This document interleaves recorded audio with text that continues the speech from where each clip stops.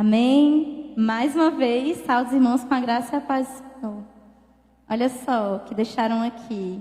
Meu amado pastor e a reverenda Leila. Um beijão aqui, rapaz. Lembrancinha do especial do Dia dos Namorados. Vi também que os irmãos aqui da IBG ontem estavam só no love, né? Os casados. Hoje eu estou sozinha. Antes que mais alguém pergunte, Luciano está trabalhando. Todo mundo pergunta por ele. Irmãos, como eu já falei, mas falo novamente, é motivo de alegria poder estar aqui na casa do Senhor, junto com os meus irmãos, revendo cada rostinho. Desde já dou um abraço aqui a cada um, saudar todos os irmãos com a graça e a paz do Senhor, e sou muito grata pela oportunidade. Trazer a palavra do Senhor é uma responsabilidade muito grande e é um prazer poder compartilhar um pouco daquilo que o Senhor fala ao meu coração com os amados irmãos. E eu peço, o meu desejo é que os irmãos possam ser tocados, não por mim, mas pela palavra do Senhor. Amém? Convido a todos a abrirem suas Bíblias no livro do profeta Daniel.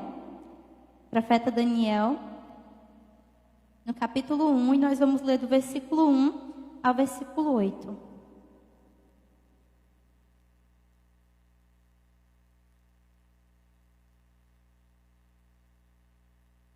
Hoje é o culto dirigido pelos jovens, então eu trouxe uma palavra destinada aos jovens, mas não serve apenas para eles, irmãos, serve para todos nós como igreja do Senhor.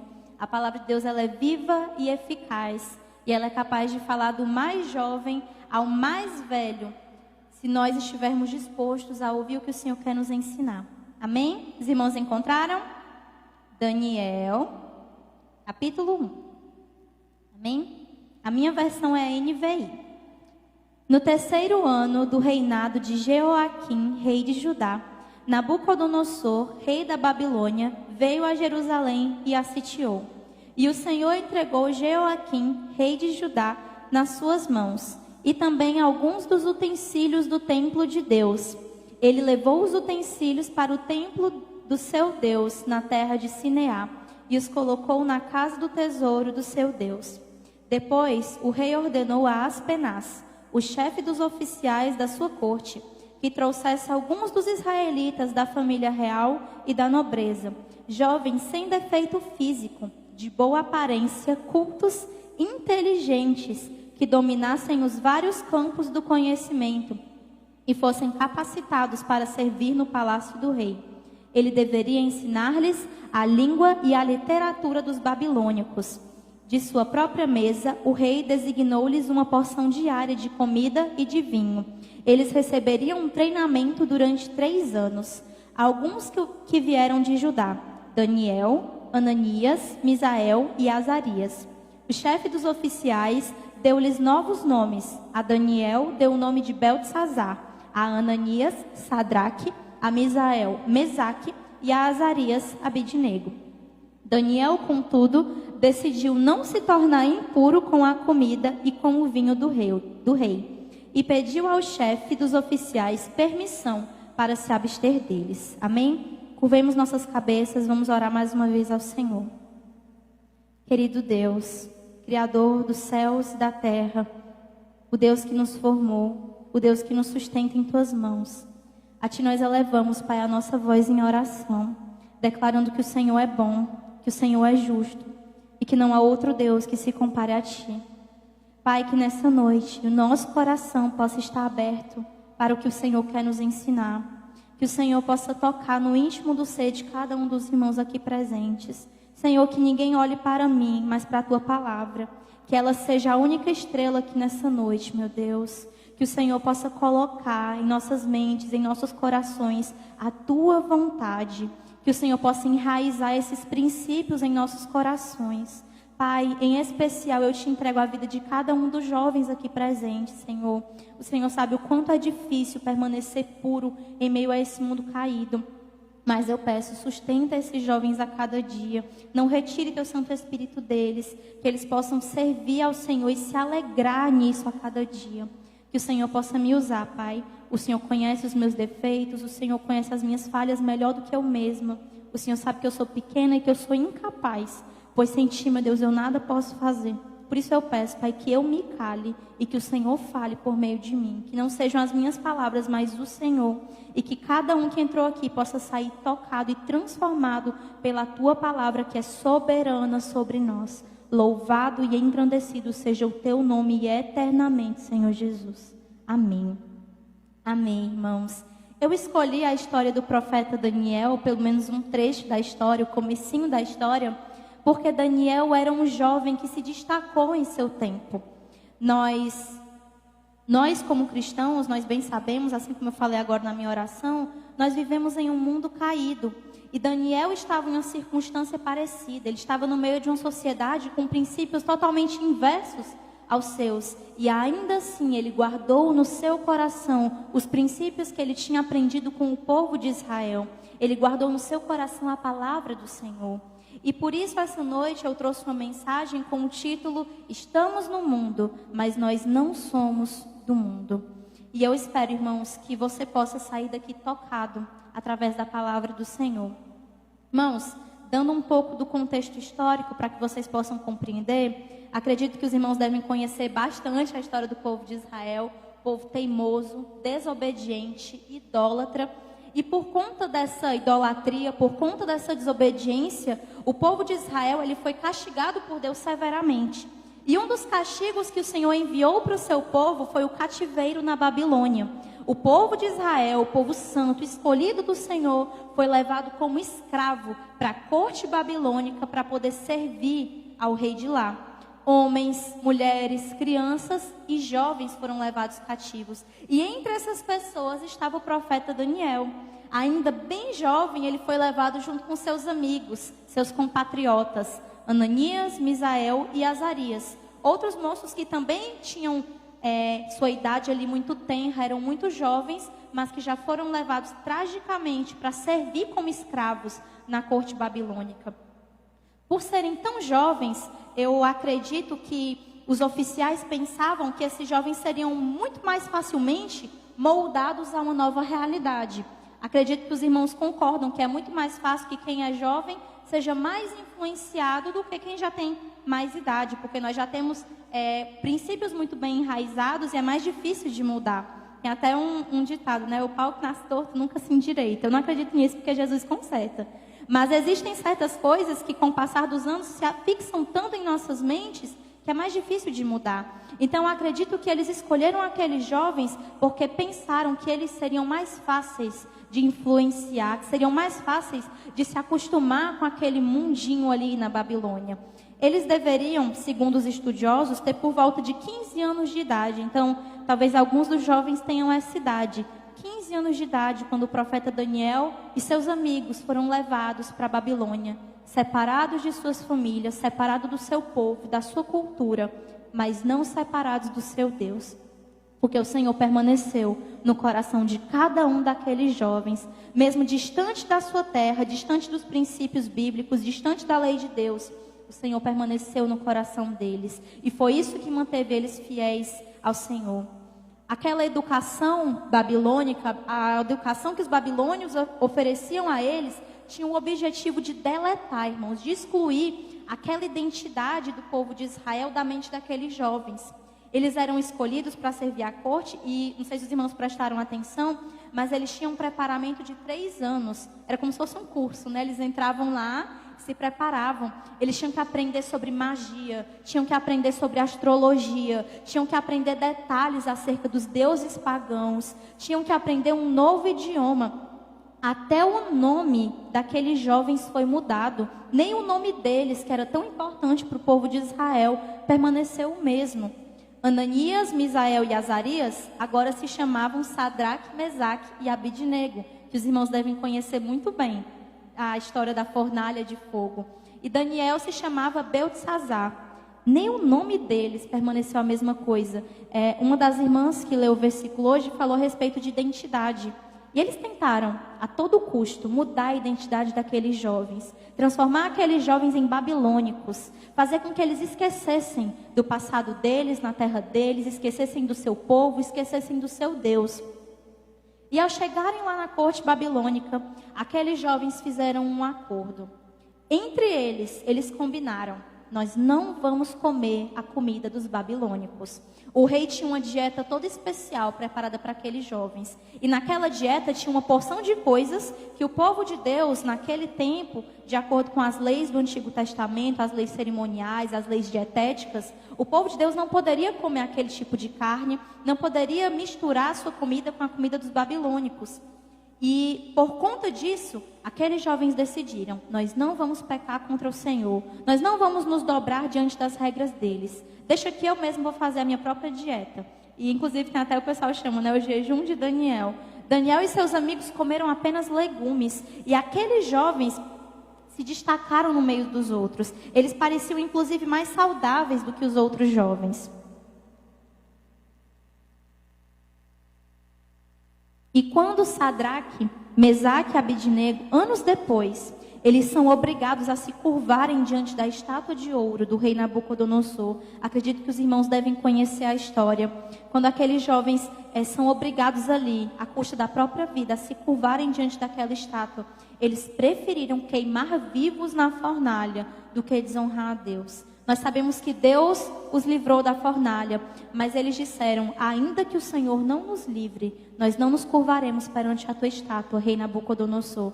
Então nós percebemos que Daniel e os seus amigos, o tempo inteiro, mantiveram firmes em seus corações os princípios que tinham aprendido. Mesmo sendo tão jovens, eles permaneceram tão sábios. Anos depois, muitos anos se passaram, o profeta de Daniel já tinha mais idade. E quando é confrontado acerca da sua vida de oração, Daniel prefere ir para a cova do que parar de orar. Ele prefere dormir junto com os leões, ser comida de leão, do que parar de orar ao Senhor. Ele não se rende às ordenanças daquele povo. Ele não abandonou aquilo que ele tinha aprendido. Os princípios que o povo de Israel tinha ensinado para eles tinham ficado firmes no coração daqueles jovens. E eles permaneceram fiéis, mesmo diante de um povo tão idólatra, de um povo tão infiel, tão pecaminoso, cheio de promiscuidade. Aqueles jovens mantiveram a sua integridade de filhos de Deus. Eles mantiveram a sua identidade de servos do Altíssimo. E nós, jovens, nós vivemos aqui nesse mundo enquanto peregrinos nessa terra. Nós vivemos ao redor de padrões mundanos. O mundo nos cerca com diversos padrões. João 17:15, quando Jesus está orando pelos seus discípulos, ele pede ao Pai: não rogo que os tires do mundo, mas que os livre do mal.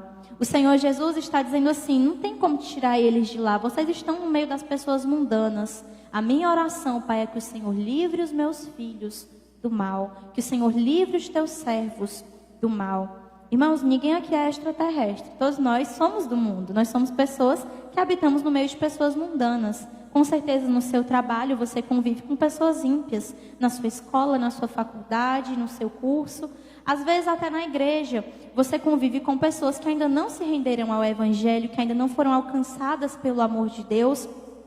E quantas vezes, infelizmente, os jovens cristãos, eles vão se adaptando aos costumes mundanos. O apóstolo Paulo vai nos dizer: não vos conformeis com este século, mas transformai-vos pela renovação da vossa mente, para que vocês experimentem a vontade de Deus, que é boa, perfeita e agradável.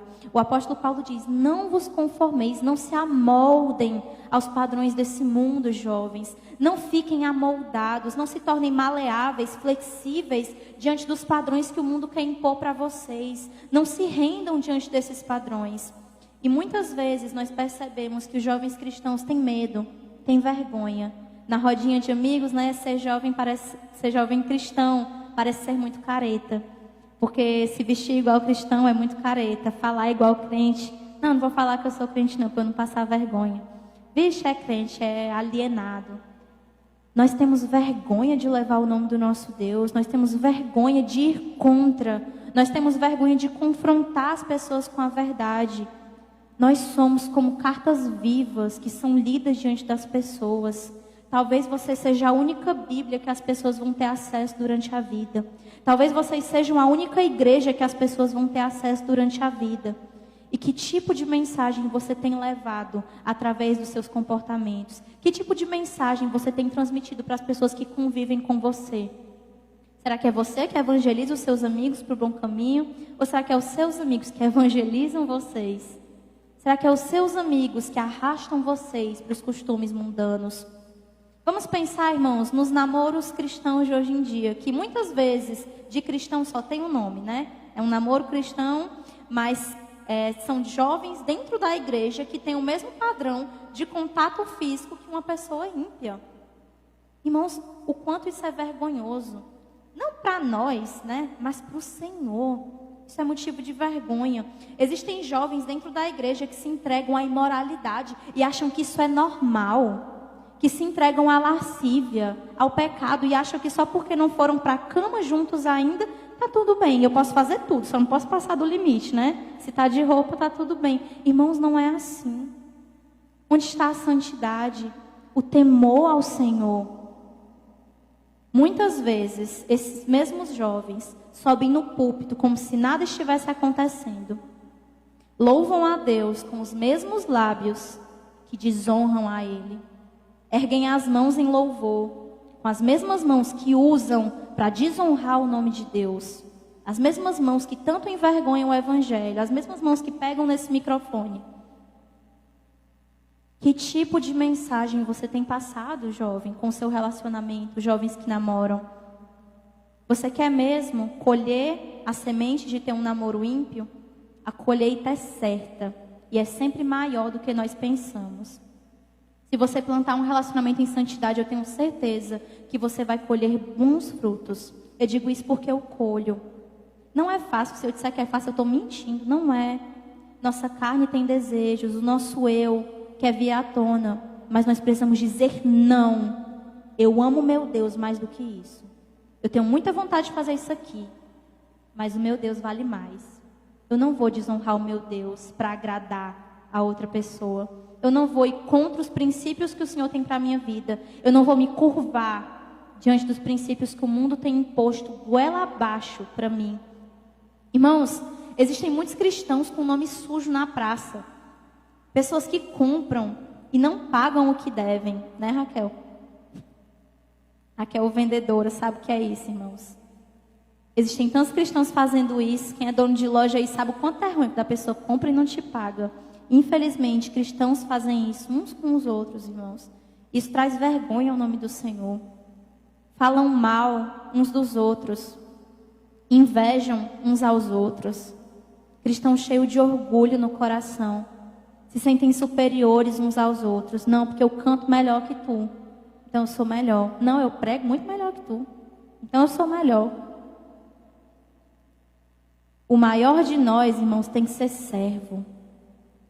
Quem se acha grande não aprendeu nada sobre o reino dos céus.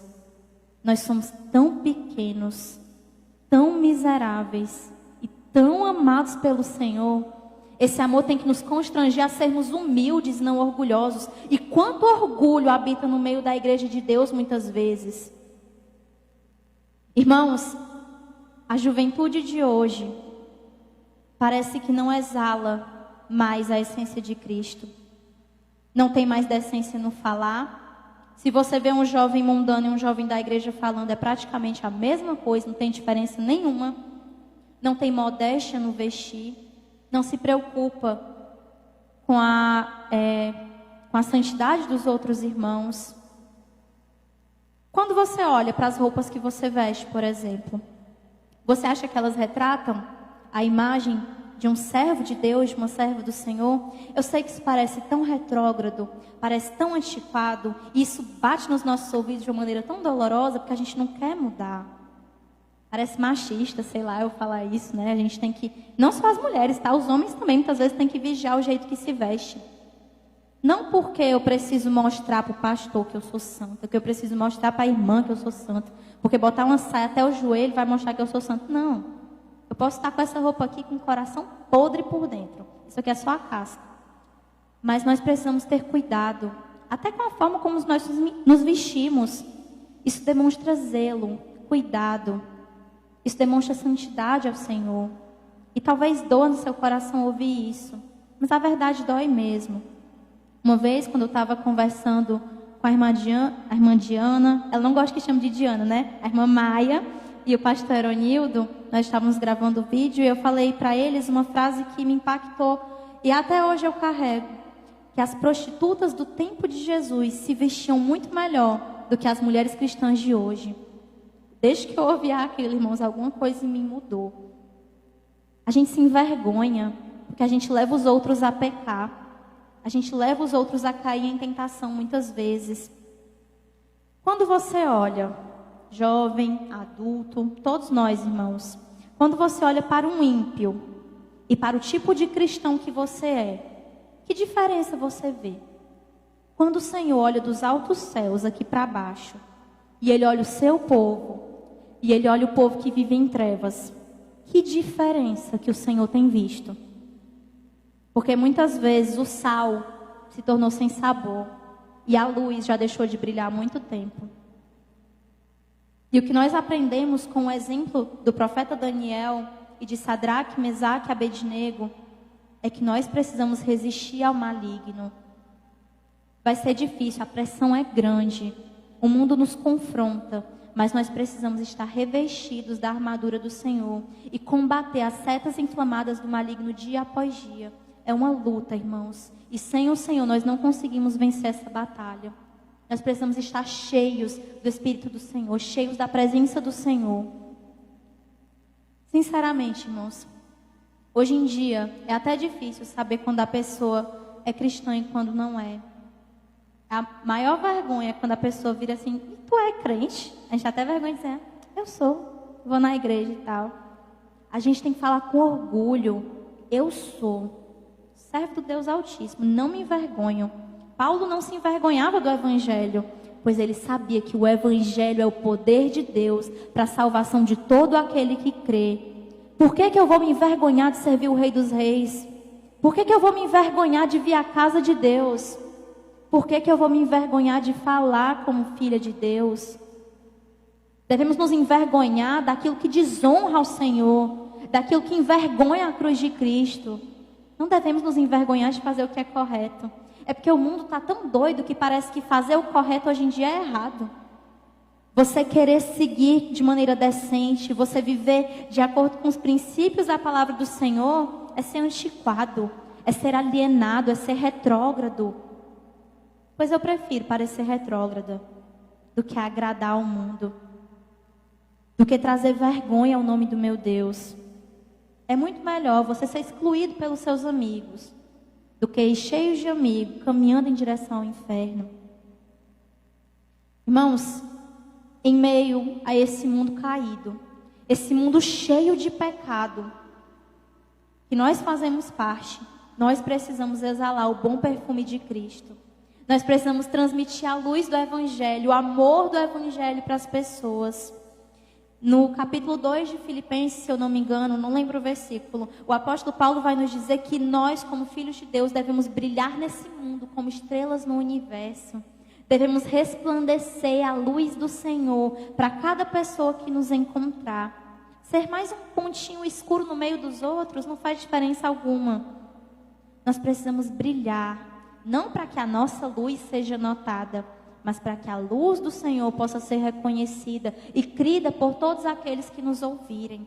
Se você vai ser rejeitado, se você vai ser excluído, pouco importa. O importante é que a vontade do Senhor foi feita. O importante é que o Evangelho foi pregado. No meio de uma geração tão corrompida e depravada, o livro de Daniel, ele nos convida a fazermos a diferença, a agirmos diferentes, a não sermos iguais àqueles que nos cercam, não por sermos melhores. Pelo contrário, quem está aqui dentro é porque reconhece que precisa de ajuda. Se eu achasse que eu sou boa o suficiente, eu jamais precisaria de um Salvador. Nós estamos aqui porque reconhecemos que somos falhos. E nós não estamos isentos de cair em pecado, de cair em tentação. Precisamos ter cuidado. Aqueles que acham que estão em pé, têm que ter cuidado para não cair. Mas nós precisamos, irmãos, a todo e qualquer custo, defender a verdade do Evangelho. Precisamos a todo e qualquer custo saber o que é sofrer pelo nome do Senhor. O Senhor não nos oferece conforto. Se a Bíblia fosse confortável, ela era comparada a um travesseiro, mas a Bíblia é comparada a uma espada. Sabe por quê? Porque ela fere. Vocês acham que quando eu leio as verdades aqui, o meu coração não dói? Às vezes dói. Porque a gente vê as nossas falhas, os nossos erros, e a gente pensa, meu Deus, eu estou muito longe de mudar. Eu estou muito longe de ser quem eu deveria ser. Eu ainda faço muitas coisas que não são do teu agrado. Ouvir a palavra de Deus muitas vezes corta, machuca. Mas machuca para nos transformar. É muito melhor ser machucado pela palavra e sair mais forte, sair fortalecido pelo Evangelho, do que se acomodar com a realidade que você tem vivido e não deixar que o Senhor repare a sua vida, não deixar que o Senhor conserte o seu eu. Não se engane, irmão, não se engane. Às vezes a gente pensa na nossa tolice, na nossa ignorância, que fazer um monte de coisas aqui dentro da igreja, participar do ministério de louvor, que nem a gente participa, vir para os cultos, fazer uma pregação. Irmãos, nada disso é evidência de salvação. A gente pensa que essas coisas nos garantem um lugar no céu, mas não. A única coisa que garante a minha e a sua salvação foi o precioso sangue de Cristo, derramado naquela cruz. O que eu faço é apenas consequência da transformação que o Senhor já fez. Se eu ofereço meu louvor a Deus, é como gratidão, é a oferta que eu tenho, não é porque eu sou melhor. Se eu venho aqui e eu anuncio, é porque é minha obrigação anunciar a palavra de Deus, não é porque eu sou melhor. Todos nós somos servos uns dos outros.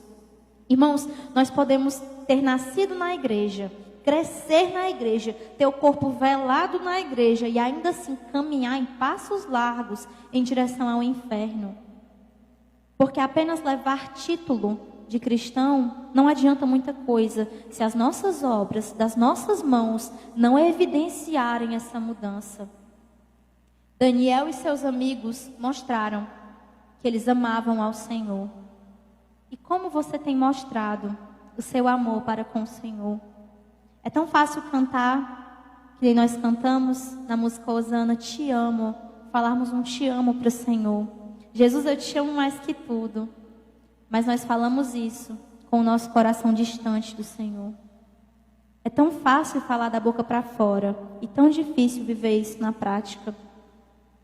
Tem tantas pessoas que se dizem cristãs, mas na verdade são ateus praticantes. Como assim, né? Dizem que acreditam em Deus, veementemente acreditam em Deus, mas vivem as suas vidas no dia a dia como se Deus não existisse. Deus existe para mim da porta da igreja para dentro. Lá fora eu vivo minha vida e quem achar ruim, problema. Tantas pessoas dizem que amam a Deus, enchem a boca para falar o nome de Jesus, mas só trazem vergonha tanto à igreja de Cristo quanto ao próprio Deus. Fazem tudo que o Senhor reprova. Irmãos, muitas vezes quando a gente está ouvindo a palavra, a gente tem a mania de dizer assim, fala Deus, fulaninha está precisando ouvir isso. Essa mensagem aqui é para Raquel, essa mensagem aqui é para o Fabinei. Eu estou falando com você, você mesmo. Não pense que essa mensagem é para outra pessoa. O nosso maior erro é ouvir a mensagem e achar que é para o Senhor moldar a vida de outra pessoa. Receba essa palavra para você. Porque eu tenho certeza que existe alguma coisa na sua vida que precisa melhorar. Eu sei o que eu preciso melhorar. Nós precisamos mudar, irmãos. Você não pode se conformar em continuar servindo a Deus da mesma forma. Não pense que essa palavra se encaixa para fulano, para beltrano, para ciclano. Deus está falando com você. Deus está dando a oportunidade hoje de você se arrepender dos seus pecados. Você não acha, meu irmão, minha irmã, que Deus merece muito mais do que isso que você tem oferecido? Que Deus não merece muito mais, muito melhor do que você tem feito? Vocês não acham que Deus merece muito mais do que muitas vezes esse tipo de cristão meia boca que a gente é? Só viver para Deus pela metade. Quando chegamos nos ambientes, a gente se amolda, né? O crente camaleão. Se camufla. Não, eu sou de um jeito aqui, quando eu estou nos meus colegas eu sou de outra forma, meu modo de falar é diferente. Nós não podemos usar máscaras. Eu sempre digo uma coisa, nós podemos até inventar um personagem. Você pode até se pintar assim, né? Inventar um papel, mas ninguém sustenta fingimento. Mais cedo ou mais tarde você mostra quem é. mais cedo ou mais tarde, as máscaras caem, a gente revela o nosso eu. Irmãos, a palavra do Senhor nos exorta à santidade, a separação das práticas desse mundo. Santidade ao Senhor. A palavra de Deus nos alerta: sem santificação, ninguém verá a Deus. Você quer ver a face de Deus? Viva uma vida de santidade. Procure ser santo, assim como o nosso Deus é santo. Acorde para a realidade, irmão. Ninguém pode servir a dois senhores. Você não pode continuar servindo a Deus nos fins de semana e durante o restante dela esquecer quem Deus é. Servir ao mundo nos outros dias. Isso é incondizente com quem foi regenerado pelo Espírito Santo. Mas, irmãos, apesar de parecer uma mensagem de acusação, na verdade, o Evangelho é sobre boas novas, é sobre boas notícias. E a boa notícia, irmãos, que deve confortar o meu coração tão pecaminoso e o seu coração pecaminoso, é que sempre existe esperança. Talvez você já tenha vivido muitos anos aqui dentro da igreja. Talvez você já tenha confessado a Jesus, já tenha até sido batizado nas águas, mas nunca verdadeiramente teve um encontro com Deus. Eu digo isso porque eu vivi assim. E a gente se engana, a gente pensa que está sendo cristão, quando na verdade não está.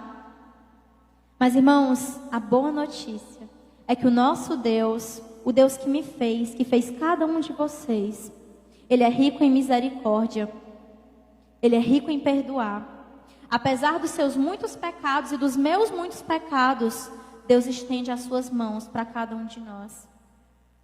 Irmãos, Jesus levou sobre si toda a culpa que era minha, todos os nossos pecados, e Ele quer transformar a sua vida. O Senhor Jesus quer mudar o seu coração. Os irmãos entregaram ali na entrada. Eu não ganhei porque eu já estava sentada aqui na frente, mas eu peguei o do Fabinei, viu, Fabinei? Eu vou comer o bombom e depois eu te dou. Achei muito interessante, é como se fosse um comprovante. E aqui diz: Jesus pagou tudo. Os meus pecados, meus erros, a minha dor, a minha vergonha, minhas mágoas, a minha ira, minhas transgressões e o meu medo. A nossa dívida eterna já foi rasgada lá na cruz. O preço já foi pago. O que você está esperando? O Senhor já quitou sua dívida. Permita que o Senhor, irmão, entre em seu coração. Até mesmo você que já pensa que é convertido, mas que nunca de fato viveu para o Senhor completamente. Que tal o crente Raimundo, né? Um pé na igreja, um pé no mundo. Eu sei, irmãos, que muitas vezes dá medo de admitir essas coisas. Dá medo de dizer que eu não sirvo a Deus como deveria, que eu não dou o meu melhor. Eu sei que muitas vezes dá vergonha confessar os nossos pecados. Mas não espere até amanhã. Amanhã pode ser muito tarde. Não deixe para depois aquilo que precisa ser feito agora. Não espere o momento adequado. O Senhor te chama hoje. O Senhor chama hoje cada um de vocês para viver uma vida de santidade, para andar na contramão desse mundo, assim como Daniel e os seus amigos, para não nos curvarmos diante das coisas que têm sido propostas para nós.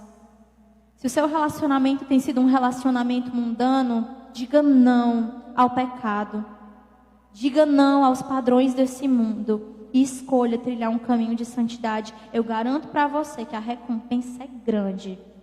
A gente sofre um cadinho, viver em santidade é sofrido, mas quando você vai colher os frutos, irmãos, você percebe o quanto Deus é grandioso e bondoso com a gente. Irmão, se você tem sido desonesto nos seus negócios, deixe que o Senhor transforme sua vida. Se você dentro do seu lar tem maltratado o seu cônjuge, tem agido com rispidez, deixe que o Senhor mude o seu coração. Se você não tem sabido indicar o caminho do Senhor aos seus filhos, deixe que o Senhor entre na sua vida e que Ele tome o controle em suas mãos.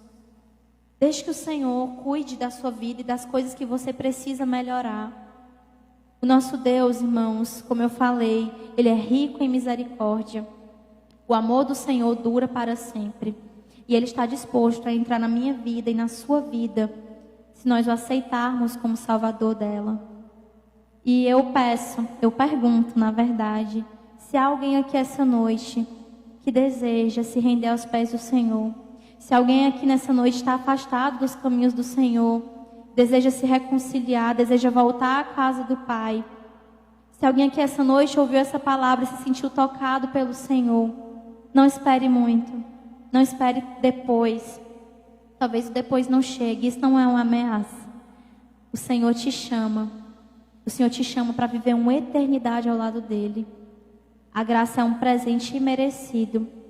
Se algum dos irmãos tem esse desejo no coração, eu convido para vir até aqui. E se não quiser vir agora, se sentir constrangido, procure o pastor ao final do culto, procure algum dos irmãos. Tenho certeza que vai ser motivo de alegria para cada um que está aqui receber você como parte da família da fé. E para nós que já pensamos estar tão bem com Deus, faça uma análise. O que precisa mudar? O que precisa melhorar? Não se conforme com os padrões desse mundo.